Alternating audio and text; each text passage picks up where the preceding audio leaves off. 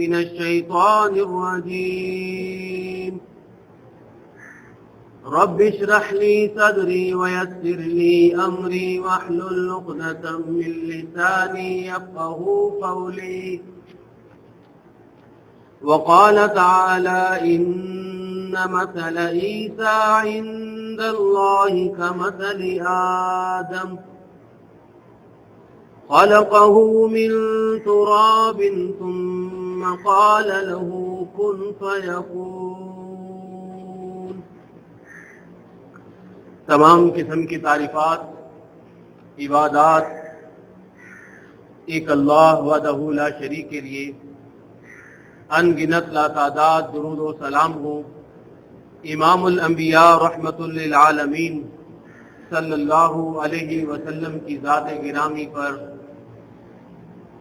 عزیزان گرامی، پیارے نبی صلی اللہ علیہ وسلم کی مبارک زندگی کے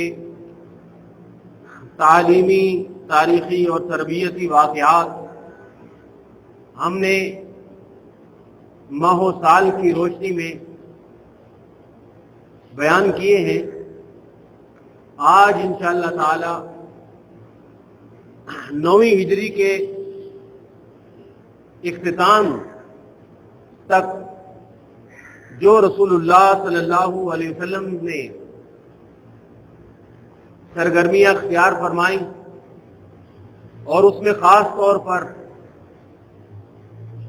پوری دنیا کے اور عرب کے اطراف سے جو قبیلے اور وفد آئے، ان میں سے کچھ نے اسلام قبول کیا اور ان سے جو گفتگو ہوئی اس کا بیان کیا جائے گا۔ اس میں علم و حکمت کے موتی بھی ہیں اور ہمارے لیے سیکھنے کی سنتیں بھی ہیں۔ اس کے بعد اگلے سال 10ویں ہجری کا سب سے اہم ترین جو واقعہ ہے وہ پیارے نبی صلی اللہ علیہ وسلم کا آخری حج ہے، حجۃ الوداع کے نام سے جو تاریخ میں مشہور ہے، اس کا بیان ہوگا اور سیرت النبی کا اختتام ہوگا۔ اللہ رب العزت ہمیں خیر کے ساتھ اختتام کرنے کی توفیق عطا فرمائے۔ آپ نے گزشتہ بیان میں کئی وفد کا واقعات سنے اور آخر میں ایک وفد کی بات کی جا رہی تھی کہ کندہ قبیلے کا ایک وفد نبی صلی اللہ علیہ وسلم کے پاس آیا اور ان میں ایک نوجوان نے ایک سوال کیا تھا کہ اللہ کے رسول صلی اللہ علیہ وسلم میرے لیے دعا کیجیے، اور آپ نے پوچھا کہ تمہارے لیے کیا دعا کروں، یعنی تمہیں کیا چاہیے؟ تو اس شخص نے کہا، جو نوجوان تھا، کہ اللہ کے رسول آپ میرے لیے دعا کریں کہ اللہ مجھے معاف کر دے، اللہ کی رحمتیں مجھ پر نازل ہوں اور اللہ تعالیٰ میرے دل کو غنی بنا دے۔ یہاں پر ہمارا بیان ختم ہوا تھا۔ اس سے یہ بھی پتہ چلتا ہے کہ جو اسلام قبول کر رہے تھے یا وہ لوگ جو صحابہ اکرام سے پہلے سے اسلام قبول کر چکے تھے، ان کی زندگیوں میں اہم ترین بات کیا تھی؟ وہ جب بھی کبھی مانگتے اپنی دعاؤں میں تو کس چیز کو ترجیح دیا کرتے تھے؟ کہ صرف اور صرف اللہ رب العزت سے آخرت مانگا کرتے تھے، اللہ تعالیٰ سے معافی اور بخشش کے طلبگار ہوا کرتے تھے۔ اسی طرح ایک وفد نجران قبیلے کا آیا۔ نجران کا قبیلہ جو ہے یہ یمن کے پار اس وقت بحرین اور عمان کے جو علاقے ہیں وہاں کا قبیلہ تھا، اور یہ بہت بڑا قبیلہ ہے اور سارے کے سارے عیسائی تھے، کرسچن تھے۔ تقریباً 1,20,000 سے زیادہ افراد پر مشتمل یہ قبیلہ تھا۔ جب ان کے پاس پیارے نبی صلی اللہ علیہ وسلم کا پیغام گیا، اسلام کی دعوت گئی، تو انہوں نے سر جوڑ کر آپس میں مذاکرات کیے اور فیصلہ یہ کیا کہ ہمارا ایک بڑا وفد نبی صلی اللہ علیہ وسلم کی خدمت میں جائے گا۔ تو چنانچہ 60 سے زیادہ عیسائیوں کا، ان کے پادریوں کا، ان کے علماء کا وفد مدینہ آتا ہے۔ اس سے پہلے عیسائی حضرات اتنی بڑی تعداد میں مدینہ نہیں آئے. اب یہ ایک طرح کا عیسائیوں کے ساتھ پیارے نبی صلی اللہ علیہ وسلم کا جو دین اسلام کی دعوت دینے کا جو معاملہ تھا وہ یہاں سے شروع ہوتا ہے. اس سے پہلے آپ دین اسلام کی دعوت جو دیا کرتے تھے یا تو مشرکین مکہ کو، جو مشرکین مکہ تھے وہ نہ عیسائی تھے نہ یہودی تھے، وہ اپنے آپ کو دین ابراہیم پر عمل کرنے والا کہا کرتے تھے، لیکن وہ شرک کی لعنت میں گرفتار ہو گئے. اور مدینہ کے کرب و جوار میں یہودی حضرات رہا کرتے تھے، ان کا واسطہ نبی صلی اللہ علیہ وسلم سے پڑا، وہ آپ نے سن لیا. اب یہ پہلی مرتبہ ایک سرکاری طور پر ایک بڑا وفد عیسائیوں کا مدینہ آتا ہے، جو عیسائی ہی ہیں اور نبی صلی اللہ علیہ وسلم کے پاس مسجد نبوی میں آ کر بات چیت کرتے ہیں. عیسائی حضرات کے جو بھی تھے بڑے ان کے پادری اور ان کے پوپ فادر حضرات، انہوں نے سونے کی بڑی بڑی انگوٹھیاں پہنی ہوئی تھی اور گلے کے اندر سونے کے جو بھی سمجھ لیں چین لٹکائی ہوئی تھی. ریشم کے ان کے پاس کپڑے تھے، لباس تھے ریشم کے، خالص ریشم کے، بڑے بڑے لمبے لمبے لانگ ڈریس ریشم کے پہنے ہوئے، یعنی اپنا پورا شان و شوکت اور اپنی دولت کو ظاہر کرتے ہوئے وہ مدینہ آئے. پیارے نبی صلی اللہ علیہ وسلم کی ان پر نظر پڑی، لیکن نبی صلی اللہ علیہ وسلم نے ان سے کوئی بات ہی نہیں کی. کافی عرصے کے بعد کچھ صحابہ نے ان کو مشورہ دیا کہ جب تک آپ اس حالت میں رہو گے پیارے نبی صلی اللہ علیہ وسلم آپ سے بات نہیں کریں گے. یعنی آپ اپنا سونے کی انگوٹھیاں اتارو اور یہ ریشم کے لباس بھی اتارو، کیونکہ یہ اللہ تعالیٰ نے مردوں کے لیے حرام قرار دیے. آپ سادہ لباس پہن کر پیارے نبی صلی اللہ علیہ وسلم کی خدمت میں آؤ. انہوں نے سادہ لباس پہنا اور رسول اللہ صلی اللہ علیہ وسلم کے پاس آئے، بات چیت شروع کی. آپ نے انہیں اسلام کی دعوت دی، انہوں نے انکار کر دیا. انہوں نے کہا کہ دیکھو آپ ہمیں اللہ پر ایمان لانے کی بات کرتے ہیں، ہم اللہ پر پہلے ہی سے ایمان لاتے ہیں. آپ ہمیں کہتے ہیں اللہ کے نبیوں کو مانو، تو ہم پہلے ہی سے اللہ کے نبی عیسیٰ علیہ السلام کو مانتے ہیں، ہم پہلے ہی سے مسلمان ہیں، ایک آسمانی دین پر عمل کرنے والے ہیں، لہذا اب ہم نئے دین پر عمل کیسے کریں. یعنی انہوں نے اپنے آپ کو مسلمان ظاہر کیا اور کہا کہ ہم پہلے ہی سے اللہ اور اس کے رسولوں کو مانتے ہیں. آپ نے فرمایا ٹھیک ہے تم اللہ اور اس کے رسولوں کو مانتے ہو، لیکن اللہ تعالیٰ نے مجھے اپنا آخری نبی بنا کر بھیجا ہے اور دین اسلام کی نعمت عطا فرمائی ہے. تمہیں دین اسلام قبول کرنے سے صرف 3 چیزیں روکتی ہیں. انہوں نے پوچھا کہ ہمیں کون سی چیز روکتی ہے؟ آپ نے فرمایا کہ تم صلیب کی پوجا کرتے، یہ چیز تمہیں اسلام میں داخل ہونے سے روک رہی ہے. اور حقیقت ہے اللہ اور اس کے رسول عیسیٰ علیہ السلام کی تعلیمات جو توحید پر مبنی تھی، آج قوم عیسائیت نے انہیں چھوڑ دیا اور وہ اللہ کے اس نبی ہی کی بت بنا کر پوجا شروع کر دی، اور نعوذ باللہ اللہ کے اس نبی ہی کو اللہ کا بیٹا کہنے لگے، اور بطور نشانی ایک صلیب بنائی ہوئی ہے جس پر ان کا عقیدہ یہ ہے کہ اس جگہ پر اس طرح عیسیٰ علیہ السلام کو پھانسی دی گئی. اس صلیب کا، اس پھانسی کا نشان وہ اپنے گلوں پر لٹکاتے ہیں، اپنی عبادت گاہوں میں وہ نشان رکھتے ہیں اور ہر مقام پر اس نشان کو اپنے ساتھ رکھتے ہیں. تو آپ نے فرمایا کہ تم اللہ کی عبادت نہیں کرتے، تم صلیب کی پوجا کرتے ہو. پھر آپ نے فرمایا کہ تم خنزیر کا گوشت کھاتے ہو، سور کا گوشت کھاتے ہو. یہ چیز تمہیں اسلام پر داخل ہونے سے روک رہی ہے کہ تمہیں پتا ہے کہ اسلام لائیں گے تو یہ چیز ہمارے لیے حرام ہو جائے گی. اور آپ نے فرمایا کہ تیسری بات یہ ہے، سب سے بڑی خطرناک ترین بات، تم کہتے ہو کہ اللہ کا بیٹا ہے، حالانکہ اسلام کا بنیادی عقیدہ ہی یہ ہے کہ لم یلد ولم یولد، اللہ کی ذات بے نیاز ہے، اللہ اپنے مخلوق سے بری ہے اور پاک ہے، اللہ کا کوئی بیٹا نہیں ہے. عیسائی کہنے لگے تو بتائیے پھر عیسیٰ علیہ السلام کی طرح کا کوئی ہے دنیا میں جن کا کوئی باپ ہی نہیں تھا؟ آپ بتائیے پھر عیسیٰ کی کوئی مثل ہے؟ کوئی مثال دیجیے۔ اللہ کے نبیوں میں کوئی عیسیٰ علیہ السلام جیسا کوئی ہے کہ جسے اللہ رب العزت نے بن باپ کے پیدا کیا ہو؟ تو رسول اللہ صلی اللہ علیہ وسلم نے ان کے سامنے قرآن کریم کی یہ آیات پڑھ دی جو پورے کے پورے عیسائی عقیدے کے بارے میں وضاحت کرنے والی ہے۔ فرمایا ان مثل عیسیٰ عند اللہ کمثل آدم، تم کہتے ہو عیسیٰ کی طرح کوئی نہیں، اللہ فرماتا ہے کہ عیسیٰ کی مثال آدم علیہ السلام جیسی ہے۔ آدم علیہ السلام کو تو اللہ تعالیٰ نے بن ماں اور بن باپ دونوں کے پیدا کیا، یہاں ان کی ماں تو تھی نا۔ اب اللہ کی قدرت کاملہ کا نتیجہ دیکھیے کہ اللہ رب العزت نے آدم علیہ السلام کو ماں باپ دونوں کے بغیر بنایا، خلقہ من تراب، مٹی سے بنایا، پھر اللہ نے حکم دیا اور وہ جیتا جاگتا انسان بن گیا۔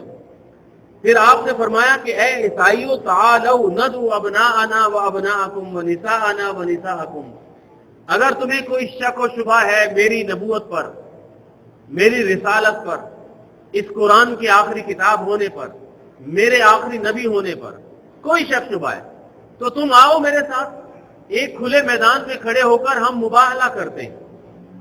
مباہلہ کا مطلب یہ ہے کہ ہم کھل کر اللہ تعالیٰ سے دعا کرتے ہیں کہ ہم میں سے جو بھی جھوٹا ہے اس کے اوپر اللہ کی لعنت ہو۔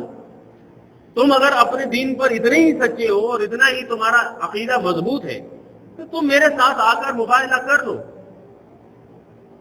فنجعل لعنت اللہ علی الکاذبین، اور ہم کہتے ہیں کہ اللہ کی لعنت ہو جھوٹوں پر، یعنی یہ عیسائی عقیدہ اگر جھوٹ پر مبنی ہے تو ان پر لعنت، اور پیارے نبی صلی اللہ علیہ وسلم نے غلط کہا ہے تو آپ اپنے بارے میں یہی بات کہیں گے۔ عیسائی جو وفد تھا، ڈیلیگیشن تھا، انہوں نے آپس میں مشورہ کیا اور پیارے نبی صلی اللہ علیہ وسلم سے کہا کہ ہمیں مہلت دیجیے، ہم آپس میں بات چیت کرتے ہیں پھر ہم کوئی جواب دیں گے۔ اور جب انہوں نے اکیلے ہو کر آپس میں بات چیت کی تو کچھ کہنے لگے کہ یہ واقعی اگر اللہ کے نبی ہوئے اور ہم نے کہا جھوٹوں پر اللہ کی لعنت تو ہم تباہ و برباد ہو جائیں گے، ہم اس اللہ کے نبی کی لعنت کو برداشت نہیں کر سکیں گے، لہذا ہم ان کے ساتھ اس سطح تک نہیں جاتے، ہم آپ کے ساتھ صلح کر لیتے ہیں۔ وہ کہنے لگے اللہ کے رسول صلی اللہ علیہ وسلم ہم آپ کی اطاعت قبول کرتے ہیں لیکن ہم اسلام قبول نہیں کریں گے، یعنی ہماری آپ کے ساتھ کوئی جنگ نہیں ہے، ہم آپ کو ٹیکس دیں گے، جزیہ دیں گے، آپ کے ساتھ صلح سے رہیں گے، جنگ نہیں کریں گے، لیکن ہمارا اسلام قبول کرنے والا معاملہ نہیں ہے۔ آپ نے فرمایا ٹھیک ہے، کیونکہ اسلام جو ہے لا اکراہ فی الدین، زبردستی تو کسی کو قبول نہیں کرواتا۔ آپ نے ان کے ساتھ اپنے ایک صحابی ابو عبیدہ بن جراح رضی اللہ تعالی عنہ، جو انتہائی جلیل القدر صحابی اور عشرہ مبشرہ میں شامل تھے، آپ نے فرمایا کہ امین هذه الامہ، یہ میری اس امت کے امین ترین افراد پر امانت دار ترین شخص۔ آپ نے ان کے ساتھ ہمراہ کر دیا، جو ان کا ٹیکس جمع کریں گے اور ان کے اوپر نگرانی کریں گے، ہو سکے تو اسلام کی دعوت بھی دیا کریں گے۔ وہ وفد واپس چلتا ہے، وہیں پر مدینہ میں ہی اس وفد کے 2 بندے اسلام قبول کر چکے تھے۔ واپس جاتے جاتے جاتے جاتے پیارے نبی صلی اللہ علیہ وسلم کا اخلاق، آپ کی تربیت، صحابہ کا انداز، محبت، یہ دیکھ ان کے دل میں اتنی گھر کر چکی تھی کہ جب تک وہ نجران پہنچے وہ سارا وفد مسلمان ہو گیا، ابو عبیدہ بن جراح رضی اللہ تعالیٰ عنہ کے ہاتھ میں۔ اور پھر جا کر انہوں نے، اب ظاہر ہے کہ وہ اس قوم کے ایک بڑے افراد تھے، اس قوم کے علماء اور پادری وہی تھے، انہوں نے دین اسلام کا جھنڈا سنبھالا اور پھر نجران سارے کا سارا قبیلہ اسلام کی طرف راغب ہونے لگا۔ اسی طرح ایک وفد طائف قبیلے کا بھی آ گیا۔ اب آپ طائف سے اچھی طرح سے واقف ہو گئے ہیں کہ ان سے جنگ بھی ہو گئی ہے، ان کے ساتھ مقابلہ بھی ہو چکا ہے، اسلام انہوں نے قبول نہیں کیا، سارا عرب مسلمان ہو چکا ہے، اور مدینے کے قریب طائف کا ایک قبیلہ ہے بنو ثقیف، اتنا ہٹ درم تھا کہ اب تک وہ اسلام قبول کرنے پر تیار نہیں۔ اس قبیلے کا وقت آیا، ان میں عروہ بن مسعود ثقفی رضی اللہ تعالی عنہ ان کے سردار تھے، اس قبیلے کے سردار تھے، اور وہ اپنے قبیلے کے سردار سے بہت محبت کرتے تھے، اس کے اشارے پر جان بھی دیتے۔ وہ سردار مسلمان ہو جاتا، مسلمان ہو کر واپس جاتا ہے اور نبی صلی اللہ علیہ وسلم سے بات کرتا ہے کہ میں جا کر اپنے قبیلے والوں کو دین اسلام کی دعوت دوں گا، توحید کی دعوت دوں گا۔ ان کا اس قبیلے کا بڑا بت تھا لات، اس کا نام تھا لات، اس کے وہ پجاری تھے، اور وہ اپنے بت کی اتنی محبت کرتے تھے اور شرک پر اتنے پکے تھے کہ جیسے ان کا سردار انٹر ہوا اور اس نے آ کر توحید کی دعوت دی تو انہوں نے اپنے سردار کو تیر مار مار کر قتل کر دیا۔ وہ سردار جن سے اپنی جان سے زیادہ محبت کرتے تھے، جب انہیں پتا چلا کہ ہمارا سردار گیا اور واپس آیا تو اسلام ہی قبول کر گیا، بعد میں انہیں ڈر ہو گیا کہ پورا عرب مسلمان ہے اور ہم بیچ میں ایک بنو ثقیف قبیلہ ہے اور وہ مشرک ہے، چلو ہم جا کر ایک وفد کی صورت میں نبی صلی اللہ علیہ وسلم سے ملاقات کرتے ہیں اور ہم بھی آپ کے ساتھ کوئی صلح کر لیتے ہیں، یعنی اسلام قبول نہیں کریں گے۔ 9 ہجری رمضان میں ان کا وفد آتا ہے، جب وہ اپنے سردار کو مار چکے ہیں۔ اب 9 ہجری سمجھ لیں کہ 9 سال نبی صلی اللہ علیہ وسلم مدینہ میں ہیں، لیکن انہوں نے اسلام قبول نہیں کیا۔ آپ نے مسجد کے کونے میں ان کے لیے خیمہ لگا دیا، وہ روزانہ مسلمانوں کی عبادت کو دیکھتے تھے، اور پیارے نبی صلی اللہ علیہ وسلم روزانہ ان کے پاس جاتے اور اسلام کی دعوت دیتے اور روزانہ وہ انکار کر دیتے۔ پھر آخری دن کہنے لگے کہ ہم اسلام قبول کر لیتے ہیں، لیکن ہماری شرط یہ ہے کہ ہم شراب پیتے ہیں اور سود کھاتے ہیں، آپ ہمیں اس چیز کی اجازت دیں۔ اور تیسری بڑی شرط یہ ہے کہ ہمارے قبیلے کا جو بڑا بت ہے لات، اس کو ہم نہیں توڑیں گے۔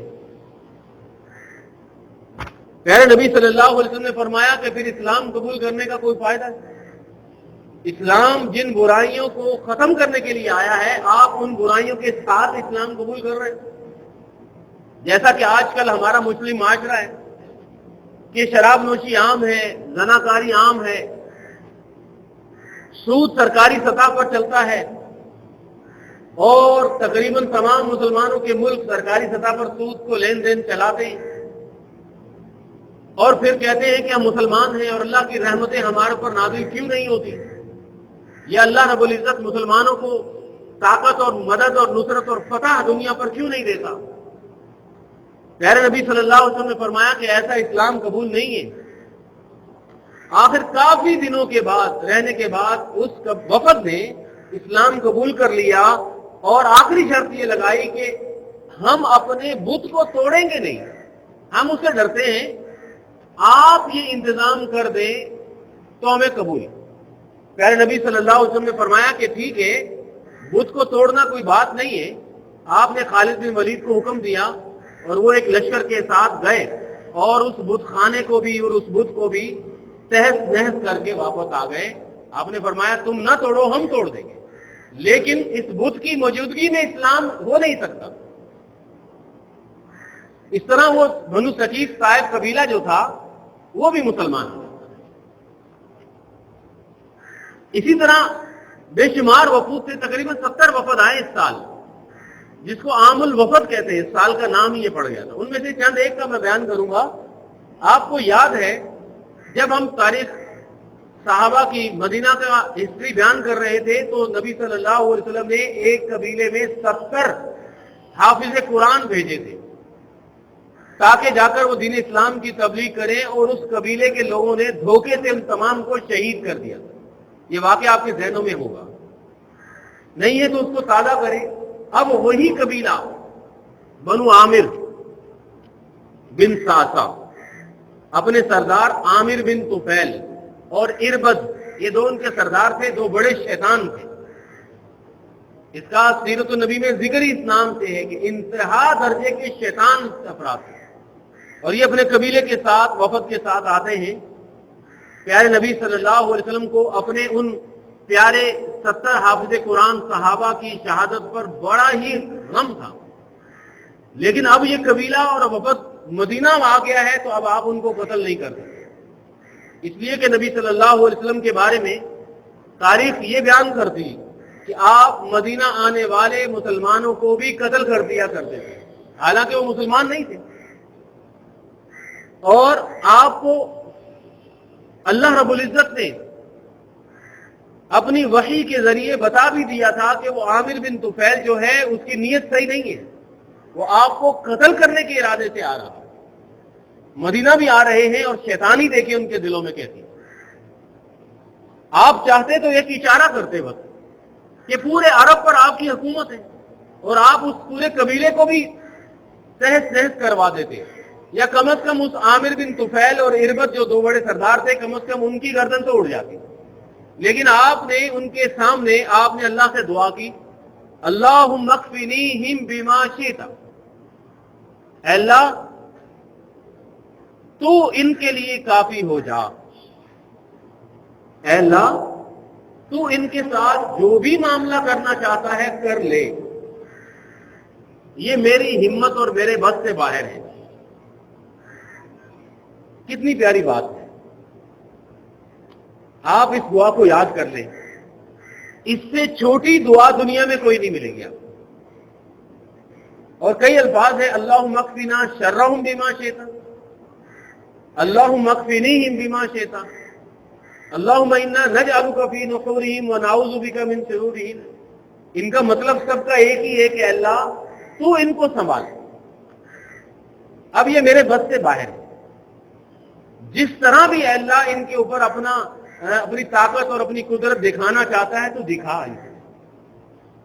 اگر آج بھی اس وقت بھی کوئی ایسے حالات ہوں، کسی بڑے انڈے سے واسطہ ہو، کسی کی بدماشی کی تکلیف سے خطرہ ہو، کسی کی بد زبانی سے ڈر ہو، اور آپ نہیں چاہتے کہ آپ ان کے سامنے شریف انسان اپنے آپ کو مقابلے پر اتارے، تو بندہ یہی کہہ دے کہ اللہم اکفنا شرہم بما شئت، اے اللہ اس کے شر کو تو ہی روک۔ اور جب بندہ اللہ کو بیچ میں ڈال دیتا ہے پھر آپ دیکھیں کہ اللہ کا انتقام بڑا ہے، اللہ کی تدبیر ایسی ہے اور اللہ کی لاٹھی ایسی ہے کہ پتہ بھی نہیں چلتا۔ ابھی چند دن پہلے ایک واقعہ کسی نے بتایا، یہی کراچی میں قریب، کہ ایک کسی طرح بدماش فیملی، اب گنڈا دماغ، اولاد ہے، پیسہ ہے، دولت ہے، تو ہر شخص اس کے شر سے تنگ، اور وہ اپنے پڑوسیوں کے لیے بھی تکلیف کا باعث، گنڈا گردی میں کسی کے پلاٹ پہ قبضہ، کسی کے مکان پہ قبضہ۔ اب آپ دیکھیں کہ کسی نے پڑھا ہوگا یہ دعا، کسی نے اللہ کے سامنے رو کر اللہ کے دربار میں پکارا ہوگا، بس 5 دن کے اندر اندر سارے معاملات ہوتے چلے گئے۔ نوجوان بیٹا جس کے بل پر، جس کے طاقت کے نشے میں بدماشی اور غنڈہ گردی کرتے ہیں، ایسے ہی کوئی ڈاکو، اجنبی ڈاکو گھر میں آئے اور لوٹتے ہوئے بیٹے کو گولی مار سکتے ہیں، کوئی دشمنی نہیں، کوئی پتہ نہیں کون ہے کون نہیں۔ جوان بیٹا جب آنکھوں کے سامنے دم توڑتا ہے تو پھر بدماشی اور ساری غنڈہ گردی دھری کی دھری رہ گئی۔ 10 دن کے اندر اندر باپ کو بھی اٹیک ہوا اور وہ بھی گیا۔ اب بتائیں کہاں ہے غنڈہ گردی، کہاں ہے بدماشی؟ نہیں، اللہ کی پکڑ کیسے آتی ہے اور اللہ کی لاٹھی کیسے چلتی ہے کسی کو پتہ بھی نہیں چلتا، اور آدمی سوچتا رہ جاتا ہے کہ ہوا کیا تھا، کس سے مقابلہ کرے، کس سے دشمنی کرے۔ لہذا انسان کو اپنی اوقات میں رہنا ہی چاہیے۔ تکبر دولت کے نشے پہ ہو، طاقت کے نشے پہ ہو، اقتدار کے نشے پہ ہو، جوانی کے نشے پہ ہو، اللہ کو پسند نہیں۔ اور یہ جو بندہ تھا عامر بن طفیل اور اربد، یہ تو بدماشی اور قتل کی نیت سے آپ کے سامنے کھڑے ہیں، آپ نے اللہ سے دعا کی اللہ مغفرنی بما شئت.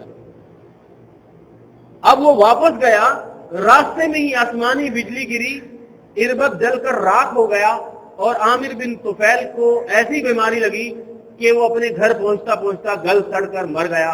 اللہ رب العزت پیارے نبی صلی اللہ علیہ وسلم کے دشمنوں کو کبھی بھی دنیا کے اندر پھلتا پھولتا چین و سکون سے شان و شوکت کے ساتھ برداشت نہیں فرماتا.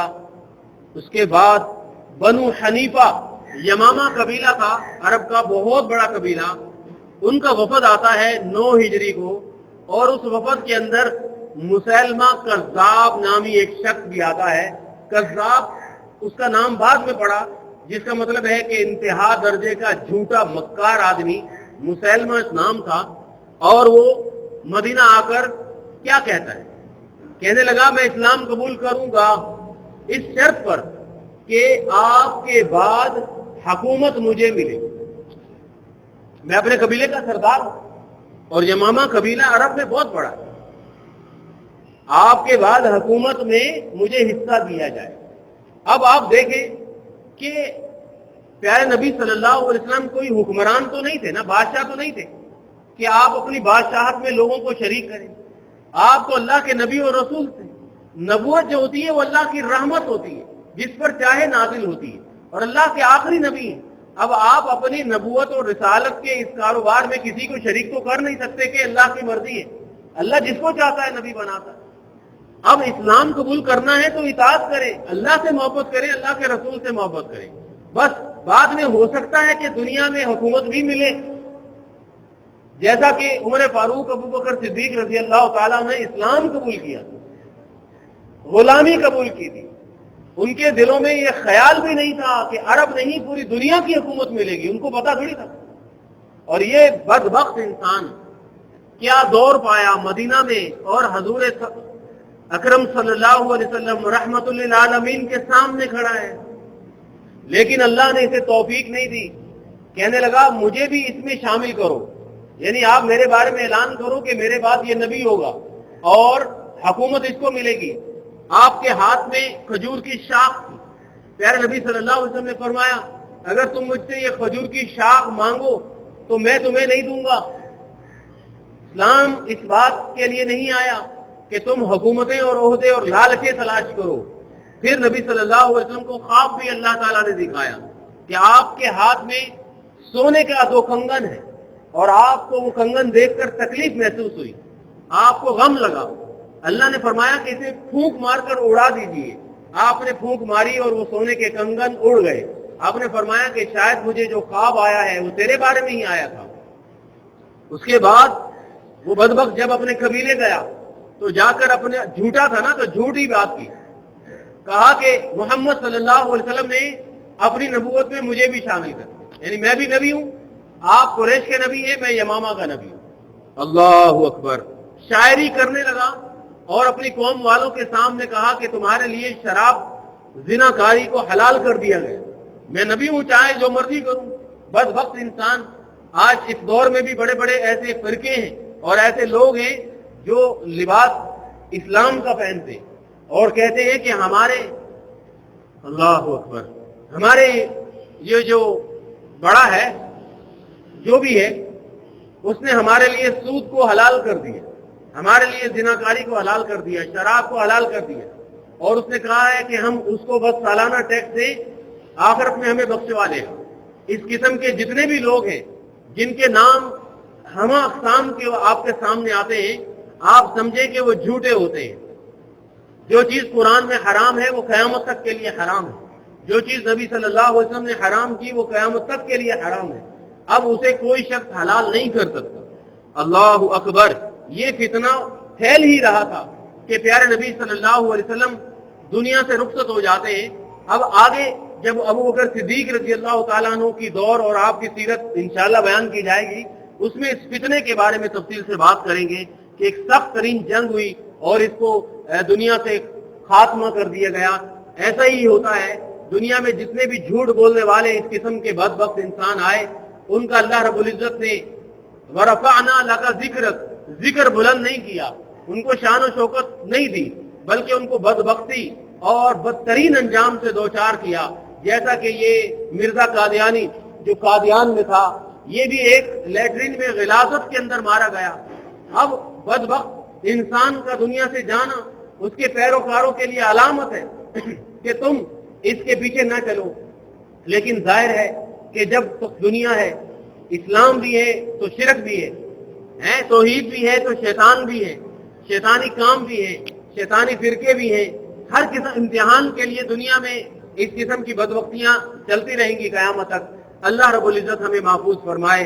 اللہ رب العزت ہمیں، ہماری اولادوں کو، ہماری نسلوں کو بھی، ہماری آئندہ آنے والی نسلوں کو بھی، ان کی اولادوں کی بھی اللہ رب العزت پیارے نبی صلی اللہ علیہ وسلم کی محبت کا ساتھ نہ چھوڑنے کی توفیق عطا فرمائے۔ ہمیشہ ہمیشہ اسلام کی اور ایمان کی، توحید کی ان کو توفیق عطا فرمائے۔ اللہ رب العزت اس قسم کے شرک اور اس قسم کے کفر سے اللہ رب العزت ان کو محفوظ فرمائے۔ اس کے بعد ایک بڑے مشہور صحابی ہیں جریر بن عبداللہ البجلی رضی اللہ تعالی، یمن سے، یہ بھی آتے ہیں یمن سے اور اسلام قبول کرتے ہیں۔ پیارے نبی صلی اللہ علیہ وسلم نے خطبہ دے رہے تھے اور اپنے صحابہ کو کہا پہلے ہی اس کی آمد سے پہلے کہ اللہ تعالیٰ نے یمن سے، یمن کے بہادر سردار اور شاہ سوار کو یہاں بھیجا ہے۔ آپ جب وہ آئے گا، جب آپ اس کو دیکھو گے تو آپ سمجھ جاؤ گے کہ اس کے چہرے پہ اللہ تعالیٰ نے فرشتے کا ہاتھ اس کے چہرے پہ پھرا ہوا ہے، مطلب اللہ نے اسے توحید کی اور اللہ نے ہدایت کا نور اس کے چہرے پہ تمہیں نظر آئے گا۔ اتنی دیر میں جریر بن عبداللہ مسجد میں داخل ہوتے ہیں، تمام صحابہ اسے دیکھنے لگ جاتے ہیں۔ جریر نے پوچھا کہ کیا میرے بارے میں کوئی بات ہوئی ہے، تم سب مجھے کیوں دیکھ رہے ہو؟ تو ایک صحابی نے بتایا کہ اللہ کے رسول نے آپ کے بارے میں اتنی پیاری بات کی ہے، تو وہ خوش ہو جاتے ہیں، اسلام قبول کرتے ہیں۔ پیارے نبی صلی اللہ علیہ وسلم نے فرمایا کہ اے جریر، تمہارے قبیلے کے اندر ذوالخلصہ نامی بت ہے، اس سے مجھے آرام پہنچاؤ، مطلب اسے ختم کرو۔ مجھے وہاں کی خبر آتی ہے اور تکلیف ہوتی ہے کہ عرب نے بت خانہ ہے۔ جریر بن عبداللہ کہتے ہیں کہ اللہ کے رسول، میں گھوڑے پر بیٹھ نہیں سکتا، بیٹھتا ہوں گر جاتا ہوں۔ آپ نے اس کے سینے پہ ہاتھ پھیرا اور دعا فرمائی، برکت کی دعا کی، فرمایا اللہ مثبت وجعلہ ہادیا مہدیا۔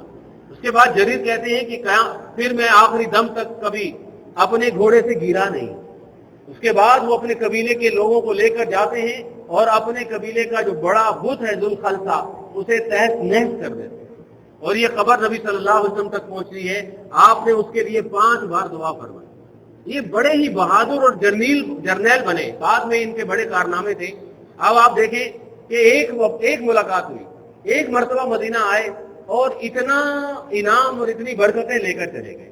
یعنی اللہ کے رسول صلی اللہ علیہ وسلم کی ایک ایک حکم، آپ کی ایک ایک سنت میں اتنی برکتیں ہیں، اتنی رحمتیں ہیں کہ جو بھی آپ کے اس سنتوں کے اندر داخل ہوتا ہے اور محبت کرنے لگ جاتا ہے، اللہ کی مدد، اللہ کی نصرت اور اللہ رب العزت کی برکتیں اس کے اوپر نازل ہونے لگ جاتی ہیں۔ اب بات ختم کر لی جائے کہ اگلے بیان سے انشاءاللہ وہ حجۃ الوداع کا واقعہ شروع کرنا ہے۔ اللہ اکبر۔ اسی دوران جب آپ دیکھیں کہ ایک اللہ کا سچا نبی موجود ہے اور اللہ نے اسے مدد اور نصرت سے پورے عرب کا حاکم بنا دیا، تو دیکھا دیکھی جھوٹے بھی بیچ میں اپنا الو سیدھا کرنے کے لیے کوشش کرتے ہیں۔ اسی طرح یمن میں ایک اسود انسی نام کا سردار تھا، اس نے اپنے 700 جنگجوؤں کے ساتھ اعلان کر دیا کہ میں اللہ کا نبی ہوں۔ نعوذ باللہ۔ اس کو وہاں کے جو مسلمان افراد تھے یمن کے، انہوں نے ہی اس کے قلعے میں ہی پکڑ کر اس کی گردن کو اڑا دیا اور اس کا کام یا اس کی نام پھیل نہیں سکا۔ اور یہ پیارے نبی صلی اللہ علیہ وسلم نے اپنی وفات سے ایک دن پہلے صحابہ کو یہ خوشخبری سنائی کہ یمن میں اسود انسی کو قتل کر دیا۔ اس کے بعد پھر ابوبکر صدیق رضی اللہ تعالیٰ عنہ کے دور میں یہ تمام واقعات بڑے بڑے سامنے آئے، وہ انشاءاللہ پھر جا کر بیان کیے جائیں۔